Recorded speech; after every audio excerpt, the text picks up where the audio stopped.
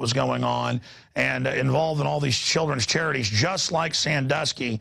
It is such a nightmare. But, I mean, look at what the Romans did during their decline. This is a sign of a society about to collapse when the worst are able to get into power who crave it. Brian Garish, thank you for joining us tonight. From your research, how does this foundation take over armed work? How deep is it? What is their goals? And then expanding into government networks of different types of criminals who are compromised. Right, okay. Well, thank you, first of all, for the invite to be on the show, Alex. It's great to join you again. And thank you for kind words about UK Column. We've been learning a bit from what you've been doing. So thank you very much for that. What we're really seeing in UK, if I summarise the situation at the moment, we're watching a steady breakdown of everything. So the schools don't work properly, the National Health Service, the hospital system doesn't work properly, the armed forces are being cut and cut and cut and cut, the transport systems don't run, politics doesn't work. Everywhere you look at the moment, there's turbulence, there's change, everything is changed every couple of weeks, every month, nothing's stable. And people are getting an increasing sense of breakdown.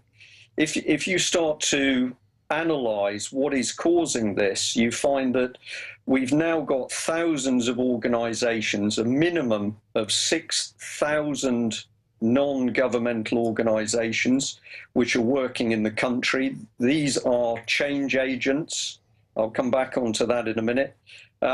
We've got something like 171,000 charities working with a budget of £44 billion. If they were all doing their real job and being charities, surely we would have no problem. If they were spending £44 billion, we would have nobody who was hungry. But actually what these organisations are doing is they are carrying out an agenda, some of which is coming through government, but more and more of the agenda is coming in directly from the United Nations. If I just summarise those groups, 171,000 charities with a budget of £44 billion, a minimum of 6,000 non-governmental organisations, and we've now got a minimum of 1,300 government departments. So there's this huge bureaucratic load which is suddenly on everybody's backs. And what is happening is that a creeping